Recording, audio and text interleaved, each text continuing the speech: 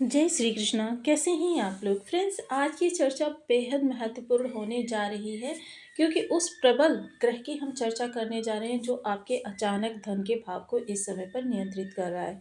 काफ़ी महत्वपूर्ण चर्चा रहने वाली है क्योंकि इसी ग्रह की चर्चा हम बहुत कम करते हैं क्योंकि वो आप लोगों के द्वारा कम पसंद की जाती है और यह चर्चा जो है बेहद महत्वपूर्ण है। इस चीज़ का विश्वास रखिए क्योंकि महाराज केतु जो कि राहु का सप्तमांश होते हैं, राहु का आधा हिस्सा होते हैं, इनके अंदर इतनी ज़्यादा प्रबल क्षमता होती है कि यह किसी भी व्यक्ति के जीवन को धराशायी करने में बिल्कुल भी पीछे नहीं हटते क्योंकि राहु की निगेटिविटी तो आपको प्रारंभ से ही ज्ञात होनी प्रारंभ हो जाती है। मन शंकित रहता है और आपको संकेत भी मिलने प्रारंभ हो जाते हैं, किंतु केतु के जहाँ पर प्रभाव निगेटिव होते हैं वहाँ पर भी आपके लिए कभी भी कोई भी शंका नहीं होती और कार्य ऐसा लगता है कि निर्विघ्न संपूर्ण होने जा रहे हैं।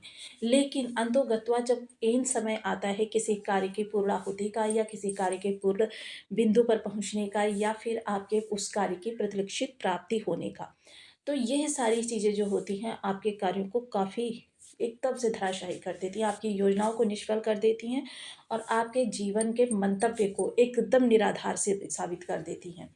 तो ये काफ़ी महत्वपूर्ण ग्रह है। हालांकि देखिए, अगर इसे निगेटिव पहलू से देखा जाए तो ये निगेटिव है, लेकिन अगर सकारात्मक पहलू देखा जाए तो ये सकारात्मकता में भी राहु से बड़ा ग्रह माना जाता है। इसके अंदर इतनी ज़्यादा पावर होती है कि यह राहु से भी कई गुना ज़्यादा आपके भाव में प्रबलता ला सकता है। लेकिन किस आधार पर होता है, देखिए इन चीज़ों को जानना बहुत ज़रूरी होता है।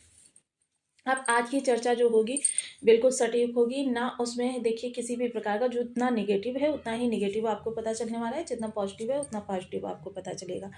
क्योंकि केतु महाराज जो हैं, एक देखिए, जिन्हें जहाँ राहु को हम जुनून मानते हैं वहीं केतु को हम विरक्ति मानते हैं। जहाँ राहु को महत्वाकांक्षा का प्रतीक मानते हैं वहीं केतु को भी हम इस समय पर डिटैचमेंट का कारक मानते हैं, यानी कि बिल्कुल चीज़ों से उदासीन हो जाना।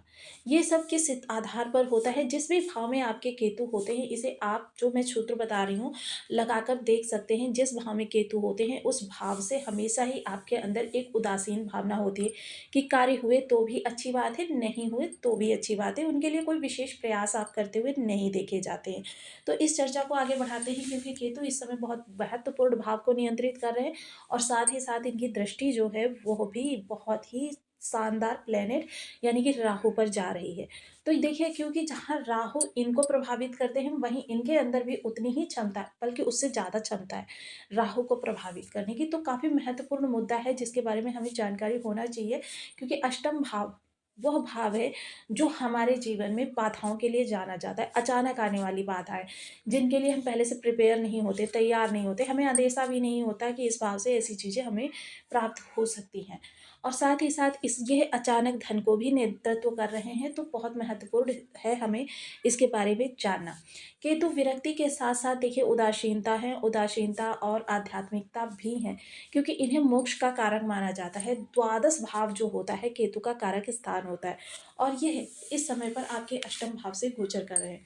अष्टम भाव संबंधी जो भी समस्याएं हैं उनको नियंत्रित कर रहे हैं कि आपके ऊपर कितनी समस्या जाने देनी है या कितनी आपसे दूर से ही निकल जानी है, इसको केंद्रित कर रहे हैं। केतु के उपाय भी बहुत आसान से होते हैं, इनको भी देखिए आगे हम चर्चा करेंगे, लेकिन पहले केतु का वर्तमान समय में, क्योंकि ये जैसा कि हम सभी लोग जानते हैं उत्तरा फाल्गुनी नक्षत्र से गोचर कर रहे हैं। उत्तरा फाल्गुनी नक्षत्र जो कि सिंह का नक्षत्र है, यानी कि सूर्यदेव महाराज का। जैसे कि हम सभी लोग जानते हैं 27 नक्षत्र रूल करते हैं इन ग्रहों को और इन्हीं 27 नक्षत्रों में से 12वां नक्षत्र, यानी कि देखिए बेहद महत्वपूर्ण है कि 12वां भाव 12वां नक्षत्र, ये बहुत महत्वपूर्ण इस समय पर केतु की स्थिति निकल कर आ रही है। यानी कि केतु का प्रबलता राहु से इस समय पर बड़ी है। अब यह निगेटिव या पॉजिटिव, इसको भी हम जान लेते हैं। तो बनी रहिए हमारे साथ इस वीडियो में एंड तक, आपको बहुत कुछ जानने के लिए मिलेगा। वीडियो बहुत ज्ञानवर्धक होने वाला है। यदि आपके लग्न में 10 नंबर बना हुआ है तो ये राशिफल आपके लिए। यदि कुंडली में कहीं भी चंद्रमा के साथ 10 नंबर बना हुआ है तो ये राशिफल आपके लिए। कुंडली ना होने की स्थिति में आप इसे नाम राशि से भी देख सकते हैं। यदि अभी तक आपने अपने इस चैनल को सब्सक्राइब नहीं किया है तो प्लीज़ सब्सक्राइब कर लीजिए, चैनल को सब्सक्राइब कर लीजिए, वीडियो को लाइक कर दीजिए, शेयर कर दीजिए इससे होगा क्या कि हमारे आने वाले हर वीडियो की नोटिफिकेशन मिल सकेगी आपको सबसे पहले। एक प्यारा सा कमेंट करना बिल्कुल ना भूलें। कमेंट से हमें भाई मोटिवेशन मिलता है, हौसला मिलता है और ये पता चलता है कि आप और क्या जानना चाहते हैं। केतु महाराज जो कि इस समय सूर्य के नवमांश से गोचर नक्षत्र से गोचर कर रहे हैं और सूर्य की ही राशि में है। हालांकि अगर देखा जाए तो केतु आध्यात्मिकता के दृष्टिकोण से तो सूर्य के मित्र बन जाते हैं, लेकिन अगर देखा जाए तो ये सूर्य के शत्रु ग्रह हैं, क्योंकि सूर्य और चंद्र ही वो प्लैनेट हैं जो इनके दो हिस्सों के लिए कारक ग्रह माने जाते हैं। अब यहाँ पर महत्वपूर्ण ये हो जाता है कि सूर्य के नवमांश में केतु के अंदर तेज प्रभुत्व कितना बढ़ेगा, क्योंकि जैसा कि हम सभी लोग जानते हैं केतु के पास अपनी सोचने समझने की कोई शक्ति नहीं है। और देखिए इनके पीछे ही इनका सपोर्ट देने के लिए गुरु बैठे हुए हैं, जहाँ गुरु को गुरु माना जाता है, केतु को शिष्य माना जाता है कि ये जो अपनी विद्या ग्रहण करते हैं ये गुरुदेव महाराज से ही करते हैं। तो ये एक प्लस पॉइंट हो जाता है मकर राशि वालों के लिए, क्योंकि सप्तम से बैठकर केतु को पुश करना या केतु को ज्ञान देना इस समय पर गुरुदेव महाराज नियंत्रित कर रहे हैं। लेकिन गुरुदेव महाराज दूसरा कार्य भी कर रहे हैं, क्योंकि गुरुदेव के परम मित्र यानी कि राजा सूर्यदेव महाराज के नक्षत्र में इस समय पर केतु का विराजमान होना, वहीं ये इस समय पर जो नक्षत्र के नवमांश होते हैं, 4 नवमांश होते हैं, तृतीय नवमांश से गोचर करते हुए देखे जाएंगे। क्योंकि देखिए यह बहुत लंबा केतु का गोचर काल चल रहा है जो इस नक्षत्र में केतु महाराज विराजित है। अब ये तृतीय नवमांश में जाने वाले हैं, जहाँ इन्होंने धनु मकर का भोग कर लिया है, वहीं ये कुंभ से गोचर करते हुए दिखाई देंगे। लाभ लाभ का भाव है कुंभ, तो कुंभ से जब ये गोचर करेंगे तो काफ़ी सारी आपकी महत्वाकांक्षाओं में प्रबलता आएगी। लेकिन क्या है, केतु की एक प्रवृत्ति को हमें नहीं भूलना चाहिए, डिटैचमेंट। डिटैचमेंट जहाँ से उत्पन्न होता है वहीं केतु प्रारंभ होते हैं। अब यह डिटैचमेंट और केतु का प्रारंभ, ये दोनों चीज़ें एक साथ कैसे चल सकती हैं, संशय यहाँ पर आता है। केतु के प्रभाव हम लोग शानदार क्यों नहीं प्राप्त कर पाते, वही राहु की भी जो कहते हैं ना कि जुनून वाली प्रवृत्ति होती है, उस पर 50% केतु का अंकुश लग जाता है। क्योंकि जहाँ राहु जो है केतु को अपनी 50% जुनून वाली प्रवृत्ति दे देते हैं, वहीं केतु 50% डिटैचमेंट, यानी कि आपका औसत बैलेंस जो है वो बराबर हो जाता है। जिस कारण से क्या होता है, हमें कि राहु के उतने अच्छे प्रभाव मिल पाते हैं और ना ही केतु के हमें उतने अच्छे प्रभाव मिल पाते। इन चीज़ों को समझना बहुत ज़रूरी होता है। मोस्टली लोग जो होते हैं प्रश्न करते रहते हैं कि राहु उनके अमुक भाव में बैठा हुआ है, अच्छा फलकारी है, लेकिन उनको प्रभाव उतना विस्तृत नहीं मिल पाता है जितना कि मिलना चाहिए। तो यहाँ पर एक चीज़ कहना चाहूँगी, लास्ट में जो हम उपाय बताने जा रहे हैं उनको अवश्य करिएगा, क्योंकि उनको करके ही आप राहु के बेटर प्रभाव प्राप्त कर सकते हैं। क्योंकि जब ये इनकी दृष्टि को हम केतु राहु से थोड़ा सा अलग करेंगे, तभी चीज़ें हमको अच्छे से प्राप्त हो पाएंगी। तो आज की वीडियो हमारे लिए बहुत ज़्यादा विशेष है।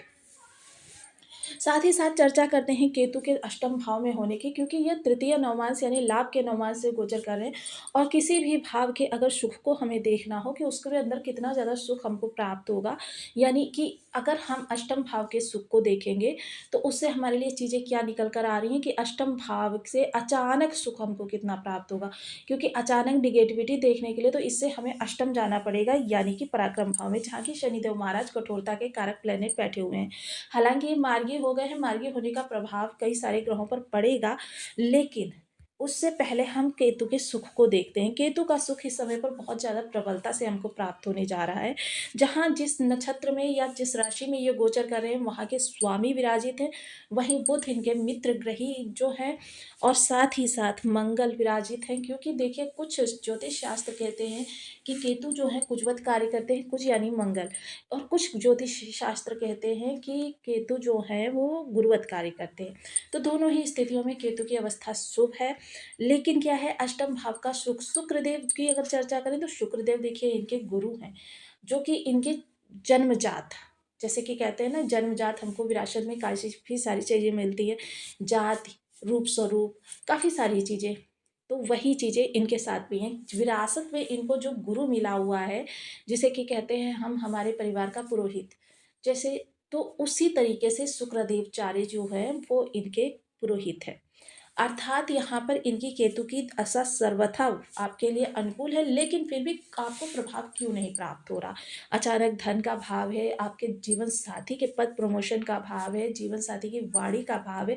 मोस्टली इस समय पर आप देख रहे होंगे आपका पार्टनर जो है, लाइफ पार्टनर, उसके अंदर काफ़ी सारे चेंजेस हो रहे होंगे। उसकी जो प्रवृत्ति है वो थोड़ी-सी आध्यात्मिकता में रम रही होगी, क्योंकि यह केतु का गुण है कि वो संसारिक दुनियावी चीज़ों से थोड़ा-सा हटकर खुद को अध्यात्म से जोड़ लेता है। केतु की यह प्रवृत्ति हालाँकि अगर देखें तो बहुत अच्छी भी है, लेकिन फिर भी जिस समय हमारे ऊपर ज़िम्मेदारियाँ होती हैं, यानी कि हम जिस समय चीज़ों को प्राप्त करने के लिए भाग-दौड़ कर रहे होते हैं, ऐसी स्थिति में अगर कोई व्यक्ति विरक्त हो जाए या कोई भाव विरक्त हो जाए, तो फिर समझ लीजिए हमारे लिए वो परेशानी का सबब बन जाता है।